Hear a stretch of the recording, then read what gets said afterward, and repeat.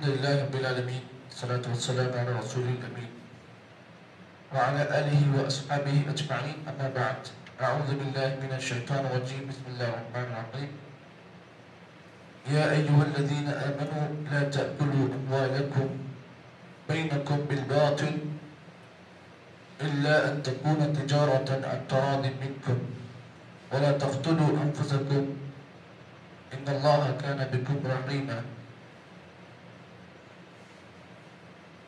سورۃ النساء کی آیت نمبر 29 کو آپ کے سامنے پڑھا گیا ہے. اللہ رب العالمین اس آیت کریمہ کے اندر اہل ایمان سے خطاب کرتے ہوئے فرمایا یا ایھا الذین آمنوا، اے وہ لوگوں جو ایمان لائے ہو، لا تأکلوا اموالکم بینکم بالباطل، تم آپس میں اپنے مالوں کو باطل طریقے سے مت کھاؤ، الا ان تکون تجارۃ عن تراض منکم، مگر اس صورت میں کہ اگر کوئی آدمی رضامندی کے ساتھ تجارت کر رہا ہے، ایک دوسرے سے راضی ہے، تو اس صورت میں آدمی تجارت کے اندر آدمی اپنے پیسے کو ایک دوسرے سے مطالبہ کر سکتا ہے. آگے اللہ تعالیٰ نے اس آیت کے اندر دوسرا حکم نازل کرتے ہوئے فرمایا وَلَا تَقْتُلُوا أَنفُسَكُمْ، لوگوں اپنے آپ کو ہلاکت میں مت ڈالو، اپنی جان کو تباہی میں مت ڈالو. إِنَّ اللَّهَ كَانَ بِكُمْ رَحِيمًا، بے شک اللہ تعالیٰ تمہارے اوپر بڑا رحیم ہے، بڑا رحم کرنے والا ہے. قرآن مجید کی آیت میں اللہ تعالیٰ نے خصوصی طور پر اہل ایمان سے خطاب کیا. اللہ تعالیٰ نے اہل ایمان کو اس بات سے اللہ ڈرایا کہ آپس میں اپنے مال کو باطل طریقے سے مت کھاؤ. اس آیت میں باطل سے مراد کمائی کا ہر وہ ذریعہ، کمائی کا ہر وہ طریقہ جو اللہ اور اس کے رسول کے حکم کے خلاف ہو. کیا مطلب؟ آدمی کوئی تجارت کر رہا ہے، کوئی کام کاج کر رہا ہے، اگر اس کا کمانے کا طریقہ اللہ تعالیٰ اور اس کے رسول محمد صلی اللہ علیہ وسلم کے بتائے ہوئے طریقے کے خلاف ہے تو اس کی تجارت باطل تجارت ہے. اب اس میں وہ تمام چیزیں شامل ہیں، تجارت کا ہر وہ طریقہ، بزنس کا ہر وہ طریقہ، کمائی کا ہر وہ طریقہ جو اللہ اور اس کے رسول سے ثابت نہیں ہے.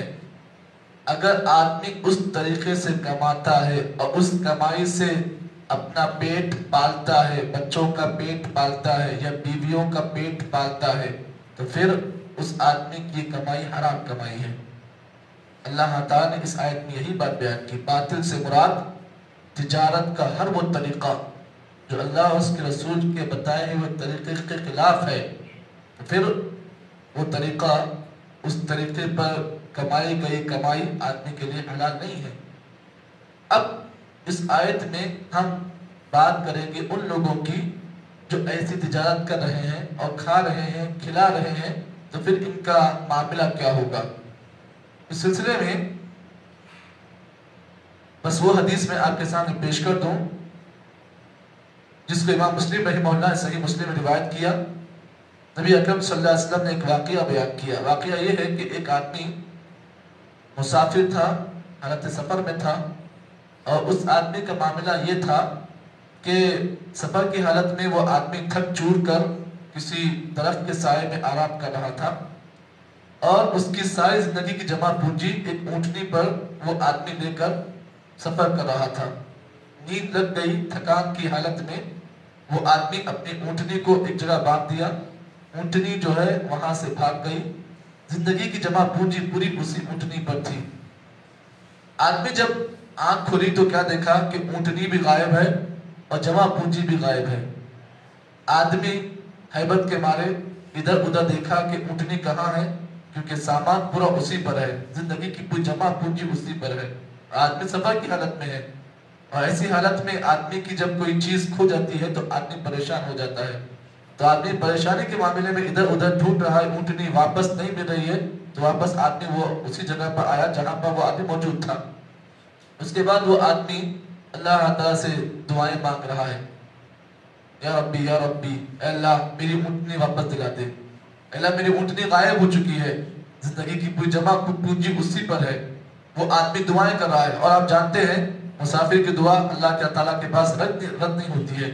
ثلاث دعوات، تین دعوتیں، تین دعائیں ایسی ہیں جس کو اللہ رد نہیں کرتا ہے، اس میں سے ایک دعا دعوت المسافر ہے، مسافر کی دعا اللہ تعالیٰ رد نہیں کرتا ہے۔ وہ آدمی دعائیں کر رہا ہے لیکن اونٹنی آنے کا نام ہی نہیں لے رہی ہے، دعائیں کر رہا ہے، آدمی پریشان ہے۔ اب وہ آدمی پریشان ہو کر اللہ سے دعائیں کر رہا ہے لیکن دعا قبول نہیں ہو رہی ہے۔ نبی اکرم صلی اللہ علیہ وسلم نے صحابہ اکرام کے سامنے اس واقعے کو پیش کیا اور کہا، وہ آدمی دعا کر رہا ہے، یا ربی یا ربی، اے اللہ اے میرے رب، ومطعمہ حرام، اس کا معاملہ یہ ہے کہ اس کا کھانا حرام کمائی کا ہے، وملبسہ حرام، جو لباس پہنا ہوا ہے وہ بھی حرام کمائی کا ہے، وقضی بالحرام، زندگی کی پوری اس کی معاملات پورا حرام کمائی پر ہے۔ نبی نے کہا فأنى يستجاب لذلك، اللہ کیسے اس آدمی کی دعا قبول کرے گا؟ تو معلوم یہ ہوا جس آدمی کی کمائی، جس کا لباس اور جس آدمی کا زندگی کا پورا معاملہ اگر حرام کمائی پر ہو، نبی نے کہا فأنى يستجاب لذلك، اللہ کیسے اس آدمی کی دعا قبول کرے گا؟ تو یہ ایک حدیث میرے اور آپ کے لیے سمجھنے کے لیے کافی ہے۔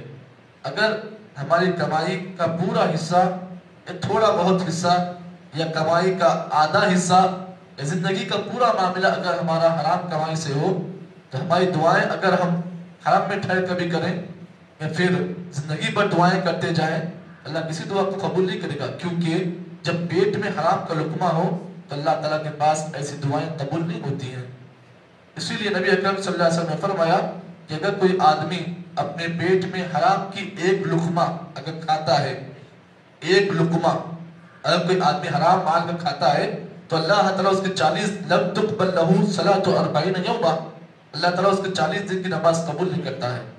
تو معلوم یہ ہوا حرام روزی کا ایک لقمہ کھانے سے اتنی بڑی وعید ہے، تو ان لوگوں کے لیے سوچنے کا مقام ہے جو پورا اپنا جو زندگی کا پورا معاملہ ہے حرام کمائی سے ہو رہا ہے، تو پھر اللہ تعالیٰ کیسے ان کی نماز قبول کرے گا، کیسے ان کی دعائیں قبول کرے گا، کیسے ان کی حج قبول کرے گا، کیسے ان کی عمرہ قبول کرے گا، کیسے ان کی قربانیاں قبول کرے گا، کیسے ان کے صدقات قبول کرے گا؟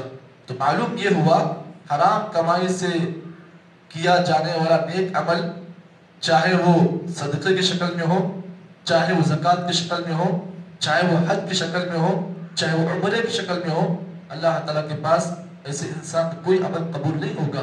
تو اللہ تعالیٰ نے اس آیت میں یہی بات بیان کی کہ اے لوگوں جو ایمان لائے ہو، آپس میں اپنے دوسرے کے مالوں کو، ایک دوسرے کے مال کو باطل طریقے سے مت کھاؤ۔ باطل سے مراد یہاں پر رشوت ہے، یہاں پر سود ہے، یہاں پر تجارت کا ہر وہ طریقہ جو آدمی کسی آدمی کو جو ہے ہیلے بازی سے بہانے کر کر یا جھوٹ بول کر، دھوکہ بازی کر کر، دغا بازی کر کر کسی کے مال کو اگر حرام لے رہا ہے، تو ہر وہ طریقہ جو باطل طریقے سے کمائی کا ذریعہ ہے تو پھر یہ حرام ہے۔ آج ہمارے پاس ایسا بہت سارا مسئلہ ہے، تجارت میں بہت سارے ایسی چیزیں آ چکی ہیں، کبھی کسی بٹ کوائن کے نام پر، کبھی کسی اور چیز کے نام پر، کبھی نئے نئے ایپس ایسے کچھ آ رہے ہیں، آدمی جو ہے اس میں کمائی کا کام کر رہا ہے۔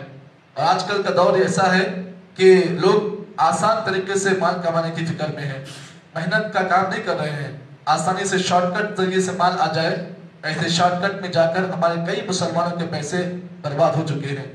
کبھی کسی کا کمپنی کے نام پر، کبھی کسی انویسٹمنٹ کے نام پر ہمارے مسلمان پیسہ ڈالتے ہیں، اور جب پیسہ جب ڈوب جاتا ہے تو اس کے بعد اللہ کے پاس آ کر جو ہے شکوے شکایتیں کرتے ہیں۔ تو معلوم یہ ہوا ایسے ہر وہ طریقہ کہ آدمی شارٹ کٹ کے ذریعے سے اگر کوئی آدمی اگر کمانے کی سوچتا ہے تو یہ شارٹ کٹ کا جو طریقہ ہے یہ کچھ دیر تک اچھا ہوتا ہے، لیکن بعد میں جانے کے بعد یہ شارٹ کٹ کا طریقہ انسان کے لیے مصیبت اور والے جان بن جاتا ہے۔ تو معلوم یہ ہوا تجارت کا ہر وہ طریقہ جو اللہ اور اس کے رسول صلی اللہ علیہ وسلم سے ثابت نہ ہو، اس طریقے پر اگر کوئی آدمی کمائی کماتا ہے تو پھر ایسے آدمی کی کمائی حرام کمائی ہے۔ اللہ تعالیٰ نے آگے یہ بات بیان کی، इल्ला अन तकून तिजारतन अन तरादी मिनकुम। यहाँ पर अल्लाह ने तिजारत का मसला बयान किया। तिजारत एक बेहतरीन जरिया है। आदमी तिजारत के जरिए से कमाई कमाता है तो बेहतरीन है, लेकिन तिजारत को आदमी उसी अंदाज से करे जिस अंदाज से अल्लाह उसके रसूल ने करने का हुक्म दिया है। तिजारत एक बेहतरीन पेशा है, एक बेहतरीन अमल है। हमारे नबी भी ताजिर थे, और ताजिर कैसे थे? अमानतदार थे। अत्ताजिरुस सदूक माअन नबिय्यीन व सिद्दीकीन। नबी अकरम सल्लल्लाहु अलैहि वसल्लम ने फरमाया अत्ताजिरुस सदूकुल अमीन, वो ताजिर जो सच्चा है, अमानतदार है, क़यामत के अल्लाह ताला ऐसे ताजिर को अंबिया और सिद्दीकीन के साथ रखेंगे। तो मालूम ये हुआ ताजिर तिजारत एक अच्छा पेशा है, लेकिन तिजारत के अंदर दो चीजें होनी चाहिए, अस्सादिक वल अमीन। ताजिर सच्चा हो और अमानतदार हो। ये दो चीजें किसी ताजिर में आ गई तो याद रखो नबी की खुशखबरी है। माअन नबिय्यीन व सिद्दीकीन, अल्लाह ताला ऐसे ताजिर को जो है अंबिया और सिद्दीकीन के साथ रखेंगे। बहुत बड़ा मर्तबा है, ये बहुत बड़ा मर्तबा है कि किसी इंसान को अगर अल्लाह ताला अंबिया के साथ रखता है और सिद्दीकीन के साथ रखता है, ये बहुत बड़ा मर्तबा है। तो मालूम ये हुआ हज़रत उमर बिन खत्ताब के दौर खिलाफत में ये बात बड़ी मशहूर थी कि उमर बिन खत्ताब रज़ियल्लाहु तआला मार्केट में जाते और ताजिरों से खिताब करके कहते, ऐ ताजिरों की जमात, अगर तुम्हारे पास तिजारत का अंदाज नहीं है, तरीका नहीं है, तो उमर बिन खत्ताब ऐसे आदमी के लाइसेंस को कैसे करते? कहते कि तुम्हारी तिजारत का हक नहीं है। क्यों? इसलिए कि तिजारत का तरीका तुम सीखो, उसके बाद मार्केट को आओ, तिजारत करो। आज हमारे पास क्या है? तिजारत का हम तरीका सीखते हैं, तिजारत के कुछ उसूल हैं, कुछ ज़वाबित हैं, तो तिजारत उसी अंदाज से की जाएगी, इसी उसूल पर की जाएगी कि आदमी जो है उन अंदाज को सीखे। तिजारत का कुछ तरीका है, उसको सीख कर आदमी अगर बिजनेस करे, ये बिजनेस पसंदीदा अमल है। आगे अल्लाह ने फरमाया वला तक़तुलू अंफुसकुम, लोगों आपस में अपनी जान को खुदकशी के जरिए से हलाक मत करो। खुदकशी कर लेते तो तुम ऐसा हराम काम कर लेते हो, गलत काम कर कर अपनी जान को खुदकशी में मुब्तला मत करो। इन्नल्लाह काना बिकुम रहीमा, बेशक अल्लाह ताला तुम्हारे हर अमल पर और तुम पर अल्लाह ताला रहम करने वाला है। लेकिन जहाँ पर अल्लाह रहम करने वाला है, वहीं पर बसा औक़ात इंसान कुछ ऐसे काम कर लेता है जिसकी वजह से अल्लाह ताला का रहम गज़ब में तब्दील हो जाता है। तो ऐसा काम इंसान नहीं करना चाहिए। अल्लाह से दुआ है कि अल्लाह ताला मुझे और आपको जितनी बातें बताई गई हैं, अल्लाह सही माने में अमल तौफीक अता फरमाए। सुभान अल्लाह बिहम्दिही, सुभानक अल्लाहुम्मा बिहम्दिक, नशहदु अल्ला इलाहा इल्ला अंत, नस्तगफिरुका व नतूबु इलैक।